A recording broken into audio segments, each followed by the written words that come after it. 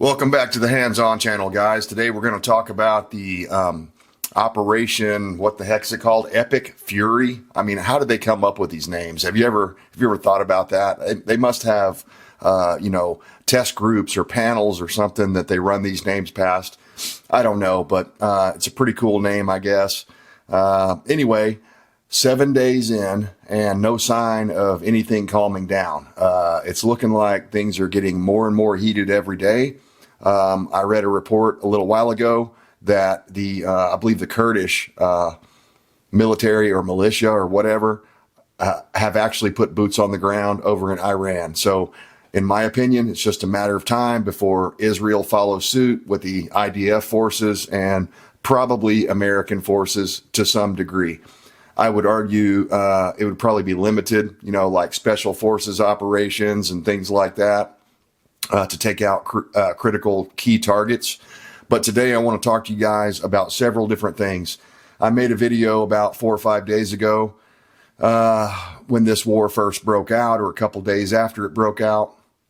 And I was talking about how, in my title, I put how, Iran could be the start or the beginning of World War III. And maybe I didn't explain it well enough where I was coming from on that. I kind of thought that it was just obvious to most people. And I don't say that to be demeaning to people with, differing opinions than me. But what I mean is it's well known that the BRICS nations, they've been clearly opposing the petrodollar, which has been providing the United States and a lot of Western countries with a lot of influence and power and wealth because of that deal that we made, right? That all oil would be paid for with United States petroleum-backed dollars.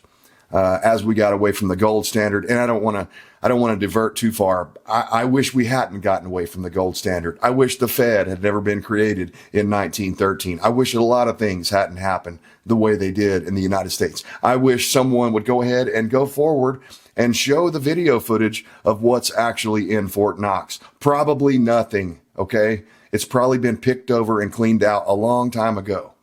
But all that being said, even though I'm opposed to all of that crap, we have to live in the reality that is before us now. And unfortunately, Trump, myself, no one else set this up. This was done in many cases over 100 years ago. So like with the creation of the Fed and the Nixon in 72, I believe, maybe it was before then. I don't recall. It was before my time. Anyway, Nixon got us off the gold standard. We used to have dollars backed by gold. We used to have coins that actually had real tangible materials like silver inside of them. And we got away from all of that crap. So now it's just an IOU. It's only as good as the people that supposedly back it up. So anyway, all that being said, we have to live and exist in the circumstances that are at hand. And the reality is, the BRICS nations have been basically putting their thumb, in the eye of the petrodollar. And what I've noticed over the years, whether you like it or not, any country that decides they're going to get off the petrodollar, i.e. Iraq, Libya, I don't know how many more. I mean, probably all the Middle Eastern countries have tried to get off the petrodollar at one point or another, and to varying degrees of success. Typically speaking, the United States military comes in very quickly after they make that decision. So is that a coincidence? I don't know. It doesn't appear to be a coincidence to me. We're protecting the petrodollar, i.e. the United States economy.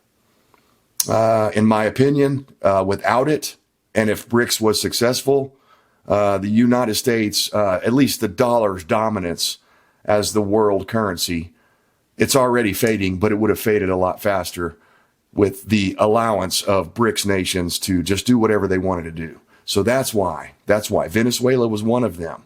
Okay. So that's why we're going into these places that maybe it doesn't seem very logical right now. You look at Iran. I mean, it's on the other side of the world to us. You might say that's not America first, but let me ask you this. if suddenly you wake up and everything is zero, and we're at the Great Depression of 2026, next week or something, because we allowed the economy to be stripped away from us. Is that America first? If you let everyone starve and kill each other, we all know, we've played these scenarios out, or at least we think we know how it's going to go. If suddenly the economy collapses, like a hard stop. Okay. I'm not talking about gradual, easy stuff like it's been happening for the past 50 years. I'm talking about a hard stop where suddenly the dollar's worthless, or we go through a situation like the Weimar Republic over in Germany. If that were to happen here, I mean, I've seen so many people say, scientists and stuff, and people that do research on this field of study, that we're 1 week away from cannibalism. Okay. So think about it, how divided the United States already is, not only ethnically, but, with the gender division, the races, what church you go to, on and on and on. There's so many different levels of division in this country that I would argue that most people and most communities really aren't communities anymore. They don't know each other. And that's been done by design intentionally. So all that being said, I wanted to give you an update and show you and prove to you that I wasn't clickbaiting you. Maybe I was a little, but the main reason I put Iran could lead to World War III is because I believe that, okay? And I'm going to prove to you some of the things that I was what I was stepping in and trying to hint at during that last video. Russia and China. There are number one and number two enemies on the face of the planet. The United States, the West, okay? And it probably doesn't have to be that way with Russia in particular. Pardon me. I think in recent years, the Russian government has shown that they have, they've allowed things that the communists would have never allowed, like, more free capitalism. I'm not saying it's perfect. I'm not saying it's great. But they've had opportunities where they wouldn't have had them under communism. And also the religious resurgence in Russia. They're, I believe, Orthodox Russian Christians, and their religion runs deep and they believe it.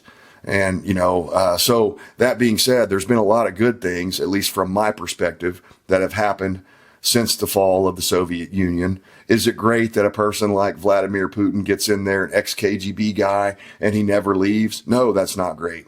But I would also say that it's not great that a guy like Benjamin Netanyahu gets in there and since the 90s has been in a top role in Israeli government and been on our media and on our radar since the mid-90s. So anyway, all that being said, things are heating up. Okay, they're not cooling down. I'm not saying this is going to be a quagmire or a long-term Vietnam, Afghanistan, Iraq type deal, but I think it's going to be longer than the 4 or 5 days or 2 weeks or whatever Trump originally said. I think we're looking at probably 4 to 6 months to really be able to go in there and totally cut the head off of the beast, which is what they claim they're trying to do. So let's cover some of this stuff. I'm going to play a little clip here in a few minutes from a new channel. I've seen this guy before, but I think he probably got his channel taken down and he rebranded as S2 Underground. And he's been putting out some really great daily intel on what's going on. And we'll play a little bit of that. I don't want to play the whole thing because, I don't want to steal his work, but I want you guys to go check that channel out as well. If you want to know kind of what's going on day to day, they're going to be able to do that better than I am. But let's get into this news that I thought was important that you guys probably need to see. I got to get my anti-communist glasses on so I can read through all this crap. But a couple of things about Russia that I found interesting, and I had several commenters that were like, oh no, this is not going to turn into World War III. And, why are you saying that? A couple people acted like they kind of got angry that I said that this could turn into World War III. And I'm not real sure why they would be angry by that. But anyway, I thought this article from the Express, and I've never heard of this news channel before, but I came across it today. It says, Russia issues nuclear apocalypse warning to NATO as Putin shares intel with Iran. So, in addition to providing the Iranian military and their government with hypersonic weapons and old, cast out, forgotten about Soviet issued missiles and things like that, and helping them with their drone technology and other things before the war. Now, during the war, Russia issues this dire warning to NATO, basically saying that if this invasion continues, they're going to continue to give intel to Iran. So, again, is that direct? I mean, it's kind of sort of direct, but it's also indirect because they're not, putting boots on the ground. They're not flying Russian fighter planes fighting us directly, but they're giving them intel. They're giving them the satellite access that Russia has, right? They're saying, hey, if you hit these Americans over here, here's where these carriers are. This is the best place. This is the best time. If you're going to attack, here's what you do. Here's what you use. Okay? They're instructing them. Also, Russia today issued a major threat to its neighbor, Finland, over the possibility to see nuclear weapons placed on its territory. This comes amid claims Russia is providing the Iranian regime with intelligence. Moscow reacted with fury to the Nordic state, a NATO member, acting to lift the current total ban on atomic weapons. The two countries share a 830-mile border. Vladimir Putin spokesman Dmitry Peskov warned on Friday, "We have indeed seen this statement from Finland, which leads to an escalation of tensions on the European continent. It is a statement that adds to Finland's vulnerability, a vulnerability that has been provoked by the actions of the Finnish authorities." So guys, that's what I was trying to say, and maybe I didn't explain it good enough, is that it might not be that Russia sends over their best fighter planes and their best military guys directly to Iran. What they're going to do is they're going to seize this opportunity to take whatever the fuck they want to take. Okay, if Poland pisses them off right now, they're going to look at this as a, basically a get out of jail free card or a free pass to go into any country they want to go into, because the United States and Israel are teaming up and doing what they, perceive as that very thing. So Russia is openly, vocally saying they don't like what we're doing, and they're issuing their neighbors apocalyptic warnings, nuclear warnings. So, as I said in that other video, that escalated quickly. And that's just one angle of it. Russia is going to seize this moment. If nothing else, guys, simply for the fact that the United States is focused on Iran right now. That's why they do it. Just in, this is from the Gateway Pundit today. Russia is providing Iran with intelligence to help target U.S. troops and military assets in the region. Now, again, this is just a report. Could this be United States or pro-Western propaganda to make Russia look bad when really they're not doing anything? Absolutely, yes, it could be. Guys, that's one of the problems with trying to report on any of this stuff. From day to day, we find out, oh, that story, I believe 3 days ago, was actually a fabrication. And with the rise of AI, it makes it even harder. You guys know what I'm talking about. You click on a video on YouTube, you think you're going to see one thing, and it turns out it's some AI crap thing that, it's a slop, as they call it, AI slop.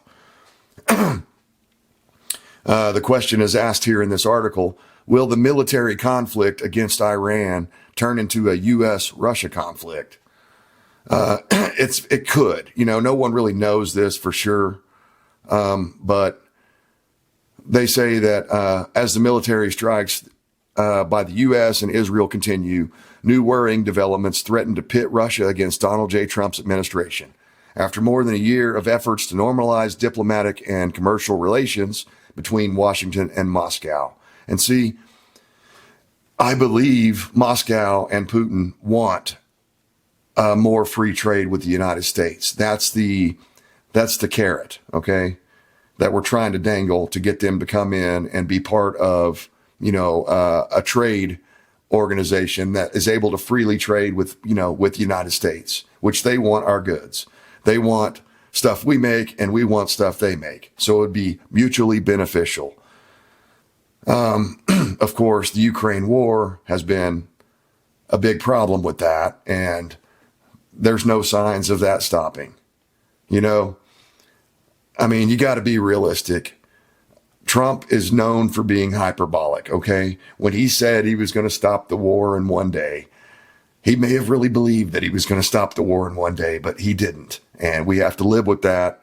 And it's continuing to fester over in Europe. And nothing's getting cheaper as a result of it. I just realized something. I'm like turning into Alex Jones here, guys. I don't know. I'm sorry about that, but I'm sick. I've been fighting the flu or super COVID or whatever the hell it is. Who knows? Probably something that the Chinese put out in the air or our own government in the contrails. Who the hell knows? That's the problem. You can't. The truth is an elusive bitch these days. It's hard to find truth. And then even when you do find truth, that's the truth of that moment. 6 months later, there's a new truth.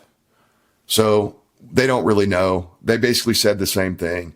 Russia is basically fluffing up their feathers, and talking a little shit and saying, hey, we don't like you doing this.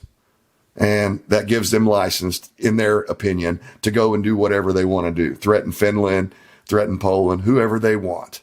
Okay, Germany, whatever's convenient. All right, this next article is a doozy. And in fact, I don't know what just happened to that. Did I just close that? No, actually, it's in that S2 report. We'll play that here in a minute. That S2 report I was talking about, hopefully I'm saying the right name.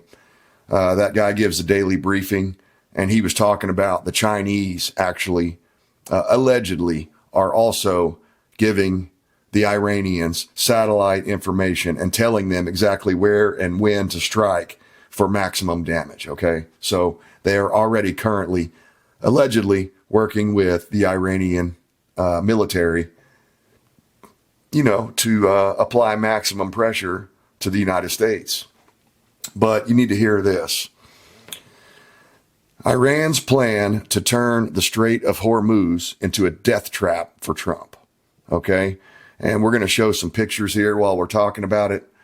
The Strait of Hormuz is basically this 3-mile wide area in between Iran and, is it Qatar over there? I believe Qatar, however you want to say it. And it goes around this S-turn right here. And you can see from these images here, all of the ship traffic that goes through there. But because it's channeled down and it's only 3 miles wide, and I would argue that if you know anything about navigating waterways like this, there's probably a certain channel. So that 3-mile wide waterway right there might actually only be, 1.5 miles of, how am I going to say this? Navigable. That's a hard word to say. Navigatable water. Okay. So, there's only a certain area probably, I would assume, that's deep enough for especially these big cargo ships and big oil tankers to go through. So what does that mean? That means fish in a fucking barrel. That's what it means. That's what it means. Exactly what it means. Fish in a barrel. The United States military, Navy, is going to have to escort every single ship down through there. And as I mentioned in the last video, every single time they do that, that risks more and more opportunities for, Hamas or the Houthis or Hezbollah to come in there and hit them with some of their stuff. And wait a minute until I show you guys what Hezbollah has in their arsenal. It's not good. So Tehran has laid a death trap for Donald Trump in the Strait of Hormuz, one of the world's most important shipping routes. And the president risks sailing right into it. So they've got me blocked off. It's the Telegraph. They've got me blocked off, and I am not going to pay them, and I'm not going to give them my email. So you guys, if you want that, you'll have to go read the rest of the story there. And that's part of the problem with getting the truth, is a lot of it's behind paywalls, and I just refuse to do that. I tell you what, let's take a break right quick because I need to grab a drink, and I want to play you guys this S2 Underground daily brief. Again, I'm not going to play the whole thing because I don't like ripping people's stuff off, but I want you to get a little sample of this. Maybe go check this guy's channel out. But please don't leave yet, because the most important story is coming up next. It's Hezbollah's arsenal of weapons and how it could rain down on Israel and the United States troops that are over there. So let's play this clip and we'll come right back. Gulf War continues as the war of logistics becomes paramount. American bases throughout the Middle East continue to be targeted by Iranian forces. Terrorism concerns remain in the homeland as the war continues. Beginning with international events, in the Persian Gulf, the war continues as before, with Iranian drone attacks remaining constant throughout the region. Dubai alone has been averaging about 100 munitions being observed each day, nearly all of which are intercepted. Flights out of Dubai and Abu Dhabi have been able to increase somewhat as Iranian drone attacks have shifted to targeting American military installations and petroleum infrastructure around the region. Camp Arifjan and Ali al-Salam Air Base in Kuwait have been primary targets for Iranian missiles and drones, with significant targeting efforts taking place over the past 24 hours. Concerning American targeting efforts, bombings continue in Tehran and other major cities. Most military infrastructure throughout Iran has been destroyed, and President Trump has stated that no deal is sought, as only unconditional surrender is demanded. Analysts comment. This has been the blanket statement since the start of the war, but it's not entirely clear as to whom Iranian military forces are supposed to surrender to. Right now, any Iranian who wishes to stop fighting doesn't really have any way to declare that intent, as the United States and Israel rather confidently keep assassinating any sort of political leadership within Iran. It's not known who would even have the authority to sign surrender papers at this point. On the home front, in the United States, various counterterrorism and law enforcement agencies have been progressively increasing security measures at critical sites around the nation due to the increased potential for terrorism to take place within the United States as a result of the conflict in the Middle East. Northcom has raised the force protection posture at most North American military installations, with the Trusted Traveler program being temporarily halted while terrorism concerns are elevated. Analysts comment. Right now, the risk of Iranian government-sponsored combatants engaging targets within the homeland is fairly low. However, due to the prevalence of fifth-generation warfare being common in the modern world, what is much more likely is the co-opting of the Gulf War by other unrelated groups for their own gain. In short, there probably aren't that many Iranian sleeper agents in the US, but there are dozens of other groups seeking to make a name for themselves, or otherwise hijack national attention for their own gain. So guys, I don't know about you, but I thought that guy, whoever runs that S2 Underground, did a fantastic job. I don't know how he did all that stuff with the maps and the different angles and things like that and turned it into a video, but that was incredible because it gives you kind of a feeling of, what's going on, where the attacks are going on. And also took note of all those different little flags and markers that they had over the United States for potential terrorist attacks. And I do agree with his assessment. I don't think there's a whole lot of Hezbollah or Hamas guys over here, Iranians, right? I don't think there's a ton of Iranian terrorist cells over here, but there may be some, because remember, the borders were open under Biden for 4 years. Anybody could have snuck in with anything. So something really terrible could happen as a result of that. But as he stated in the video, there's a whole bunch of other guys out there that are smaller, and they would love to, overshadow what's going on in the Middle East by having a massive terrorist attack. So as I stated in the last video, if I were you, I would be keeping my family close. If you've got children that are out in college or whatever, you might want to give them a subtle warning of some kind just to stay away from massive gatherings and events, because I've got a bad feeling that we're going to start seeing some terrorist attacks. And that guy from S2 Underground, he nailed it. It might not be the Iranians. It might be any of the dozens of others of terrorists. Maybe it's some of those Somalis that are pissed off that we found out about all their, billions of dollars they were scamming up there in Minneapolis. Maybe it's those guys. I don't know. Could be anyone. We've let a lot of people that are enemies of not only the United States, but Christianity and Christians. And, so there's a lot of people out there that would like to do us harm. So let's get into this last article here. I promised you this was going to be a good one, because when I saw this, I was like, oh, crap. They're a lot better equipped than I ever imagined. So this is Hezbollah's arsenal of weapons and how it could rain down on Israel. Hezbollah's expansive Iranian-supplied arsenal of rockets, drones, and missiles poses a major threat to all of Israel, and I would argue the Strait of Hormuz. Okay, so let me just make a little quick note here. This was originally published on October 12th, 2023.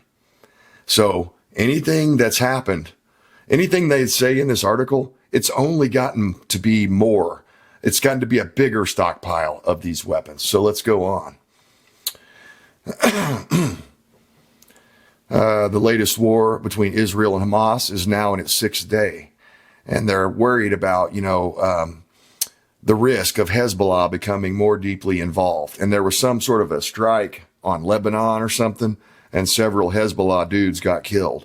And they're worried that they're fixing to join in. But we're not going to talk about all that. I want to talk about the actual weapons that these guys have, because this is wild. Of course, the U.S. has sent carrier strike groups in there and many additional fighters and aircraft into the region. But these guys have got some weapons that might give us a run for our money.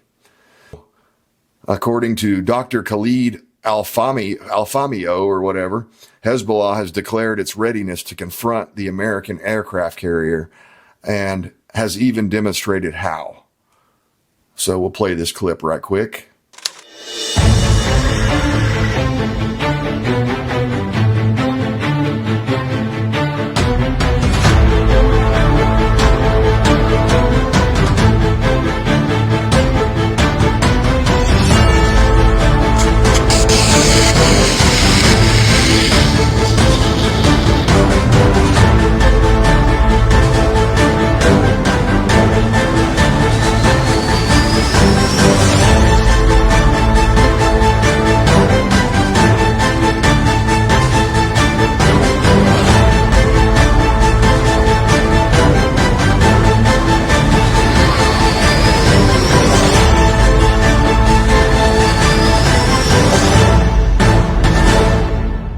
Hezbollah's entry into a wider conflict in the region would have potentially enormous consequences.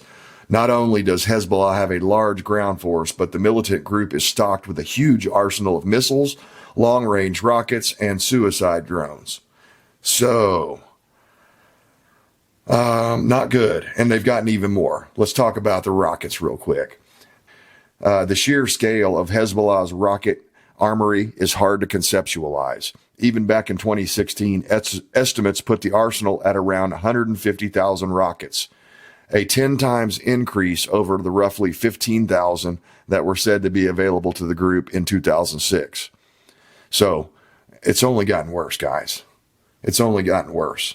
They say the purpose of our rockets is to deter Israel from attacking Lebanese civilians. Hezbollah's Secretary of General Hassan Nasrallah said, The enemy fears that every time he confronts us, whenever there are victims in our ranks among the Lebanese civilians, this will lead to a counter barrage of our rockets, which he fears. They played some videos of these rockets going off, and they do look like they could do a lot of damage. I question the accuracy of these rockets, though. They look more like, kind of like lighting off 10,000 bottle rockets or something. Some of them may hit, and that does pose a threat, but I just don't think they're very accurate. I may be wrong about that, but they have available in 107 millimeter caliber artillery rockets derived from the Chinese Type 63 multiple rocket launcher. Beijing supplied these weapons to both Iran and Syria, who in turn produced their own versions and then transferred them to Hezbollah. Tehran also delivered 12-round launchers for 107 millimeter rockets. Although the weapons can also be fired individually from a manned portable launcher, these rockets have a range of between 5 and 6 miles, carry an 18-pound high-explosive HE fragmentation warhead, and weigh around 42 pounds before launch. So there it is right there, guys. That's one of the weapons that they could use on the Strait of Hormuz to constantly attack our Navy and other ships as they're going up and down through there. Their goal is to basically, just beat us by waiting us out and making us run out of resources and making it really expensive for us, right? Making the cost really high. And one of the things they're trying to do is set every oil tanker they can find on fire. That way the price of oil goes up, makes Trump look bad, makes the United States economy suffer. So not good. Not good for the United States for sure. Dominating Hezbollah's rocket ranks are the 122 millimeter Katyushka type inspired by Soviet and Russian designs, including the Grad multiple rocket launcher. Typically, Hezbollah Katyushkas have a range between 2.5 and 25 miles, carry a warhead weighing 22 to 88 pounds, and weigh a total of 100 and 165 pounds before launch. Different warheads are available with HE or sub-munition options. So, down below here, they show a picture of a Grad-type multiple rocket launcher. I'll put that up here. And this one's at a tourist museum, but they have these and they can use these. They can implement these. So fired from basic tripod launchers or from the rear of trucks and pickups, the number of Katyushka rockets available to Hezbollah has been increased by deliveries from Iran. Tehran has also delivered truck-mounted multiple-barrel rocket launchers, MRBLs, to Hezbollah, allowing salvo launches.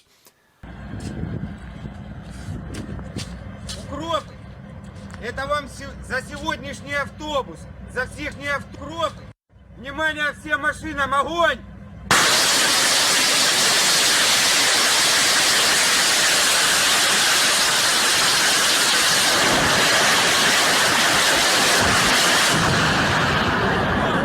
Katyushkas may only have limited accuracy, but their short flight time and low trajectory make them generally difficult to intercept. The IDF's Iron Dome air defense system is said to be highly effective against rockets of this type, but even these will be strained by incoming mass barrages. This is especially true for mass fires from a group of multiple launch rocket vehicles that can lay devastation to broad areas. They're very quick. They can be set up and launched, and the vehicles can retreat quickly, making them hard to target.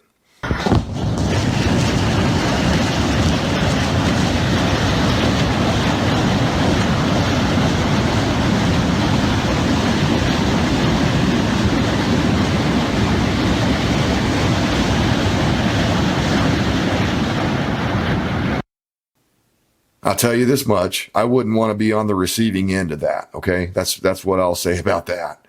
It doesn't look good. And if that was coming at you on a Navy vessel or a aircraft carrier, especially, because think about it, aircraft carriers are big and slow. Takes a long time to turn them, takes a long time to respond and maneuver compared to a smaller vessel.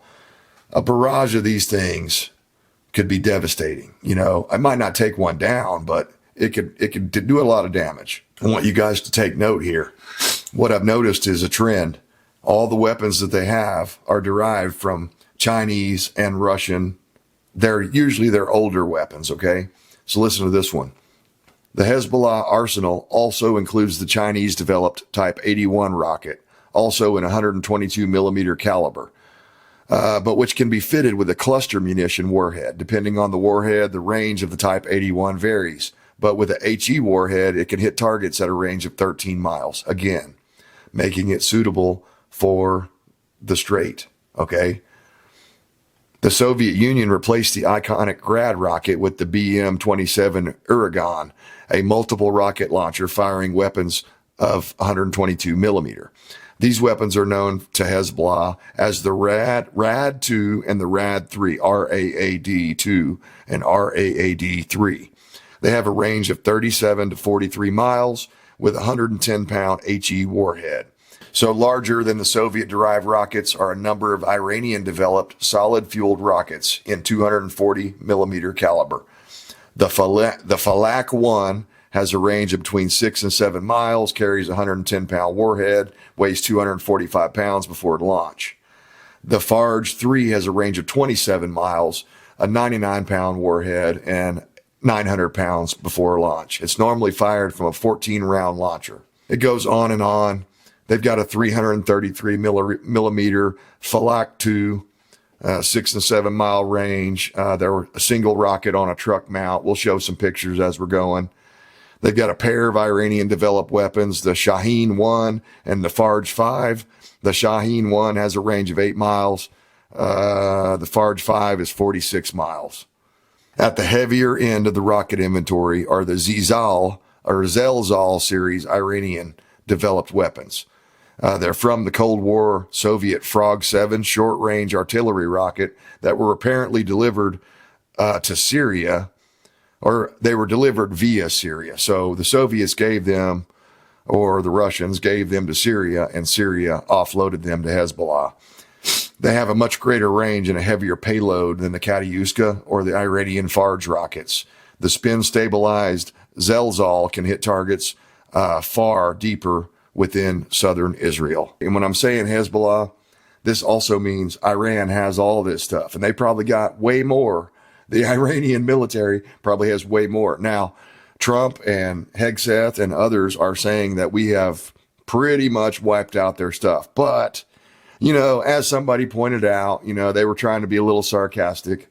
You know, Trump pointed that out before, that we had totally obliterated their entire nuclear arsenal just a couple of months ago. Remember that? And now all of a sudden they're supposedly rebuilding, on and on, wink, wink, nod, nod. I don't believe so. I mean, maybe they are trying to rebuild, but I don't think that's really the reason we're doing it. Iran has been a destabilizing force in the region since we first started screwing with them. Was it the early 70s, late 60s, whatever, when we decided to disrupt their system and put our own person in there? And it's just been downhill ever since. You would think we would learn from these lessons, but we never do. So here's a military truck that parades the Fatah 110, and it looks like a shipping container. I'll show you a picture.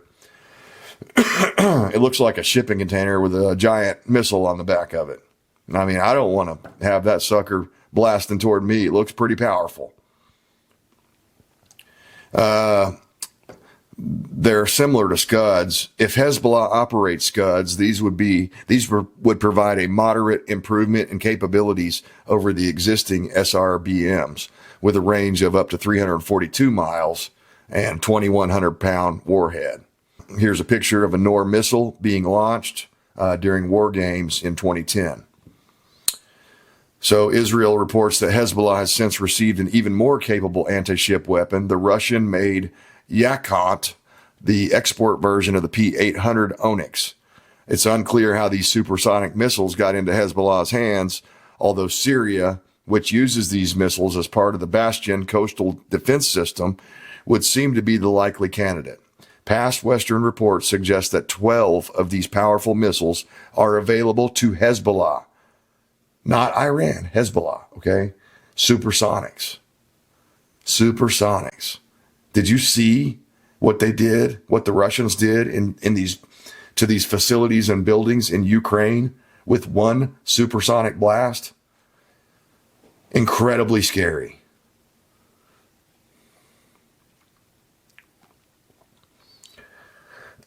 We're going to go ahead and skip over the rest of that. They've got a lot more stuff that, you know, is basically designed to take out ships. And for some reason, one of the pictures is no longer available.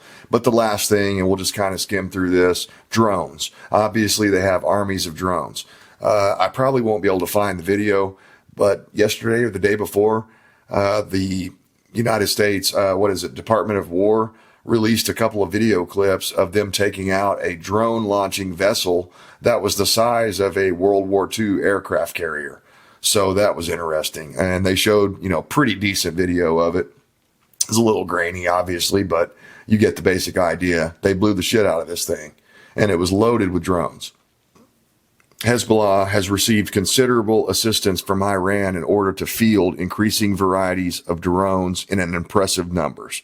So one of their strategies is they send out, you know, hundreds of drones. And then that way, if 99 get shot down, at least one gets through, right? It's sort of the same philosophy that the Mexican drug cartel used to use with their smugglers. So they're just going to keep sending them, and they're cheap to make. A lot cheaper than Israel's Iron Dome. So one of the things they're trying to do is force Israel and the West to spend more money than them, which is not that hard to do because everything we do costs a shitload.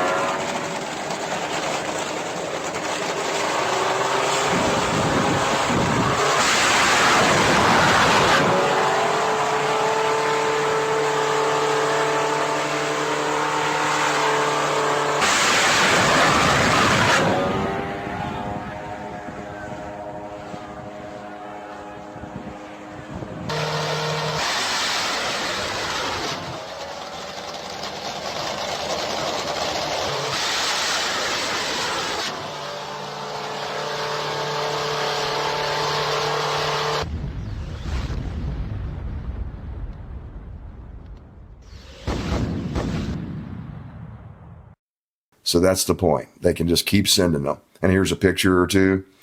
You know, they don't look that sophisticated. I mean, I can see right here on the back of this one, it looks like it has a 2-stroke weed whacker or chainsaw engine on the back of it, okay?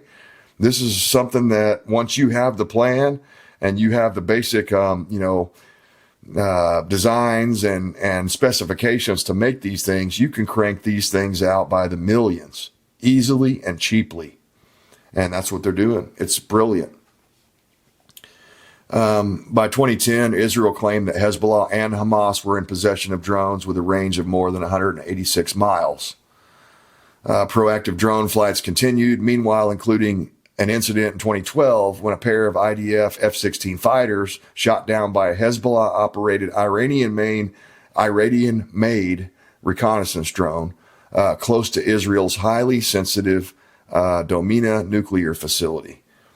So they've just been expanding and learning more and more and more. And we've seen a whole lot of drone warfare in Ukraine, not only by the Ukraine military using drones against the Russians, but the Russians against Ukraine.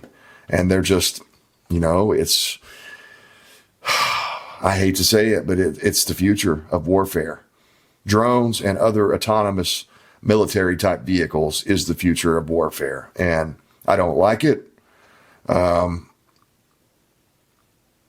don't like the idea of, anyone sitting in an office building, blowing people up like it's a video game. I just don't think that's good. It's too removed from the actual act of war.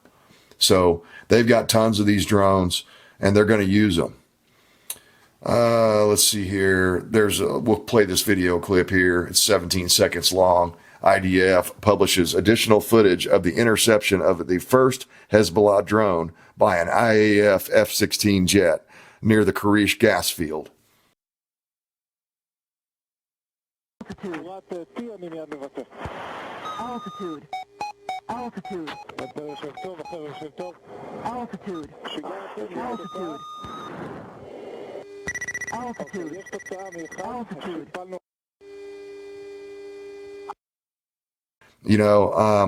Of course, the United States and Israel has equivalent stuff or even better stuff, obviously. The problem is, I had no idea personally that freaking Hezbollah had this kind of capability. Okay? So what Iran has successfully done is taking these, ragtag militia groups and arm them to the teeth for an event like this to happen. Not that they they kind of did will it to happen with their actions, but they knew it was going to happen and they wanted to be ready for it. So I hope Trump and Hegseth are right and we've taken out like 90% of their capabilities, because if we haven't, there could be some big trouble brewing. I'm telling you, one hypersonic missile hits an aircraft carrier or a destroyer. I'm not sure the United States population has the stomach for that sort of real warfare and real casualties of war. Let me know what you guys think. Is it possible that this is going to all just blow over and not turn into World War III? Yes, it is possible. But I don't think it's very likely, because a lot of people want the same thing: power and control and global domination.